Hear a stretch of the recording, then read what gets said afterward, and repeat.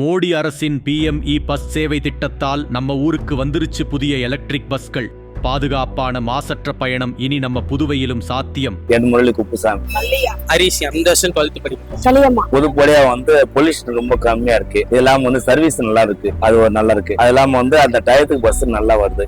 பேசஞ்சருக்கு தேவையான இடத்துல நிறுத்தி ஏற்றதுக்கு டிரைவர் கண்டக்டர் நல்லா இருக்கு, ஒழுங்கா வேலை செய்யறாங்க. அதெல்லாம் கடமை வந்து மோடு பண்ணலாம். இது தெரியல, அந்த வண்டியை மோடு பண்ணலாம் வந்து தெரியல. அது ஏசி வண்டியில 5 ரூபா வாங்குறாங்க, சாதா வண்டியில 10 ரூபா வாங்குறாங்க. நான் இப்ப முருங்கன் பக்கத்துல இருந்து வரேன். எலக்ட்ரிக் பஸ்ல 10 நிமிஷம் சிக்னல்னா 10 நிமிஷத்துல வந்துடலாம். அந்த நார்மல் பஸ்ல 1/4 மணி நேரம் அது மாதிரி ஆகும் சில டைம். இதுல பரவாயில்ல, அதை விட அதை கம்பேர் பண்ண பரவாயில்ல. டிக்கெட் வைஸ் சேம் தான், 10 ரூபா. எல்சி பஸ் இதுல சத்தம் கேட்கல, அதுல சத்தம் கேட்கல. கொஞ்சம் கடை உட்காந்து தெரியல, வேற தெரியல, அப்படியே போகலாம்.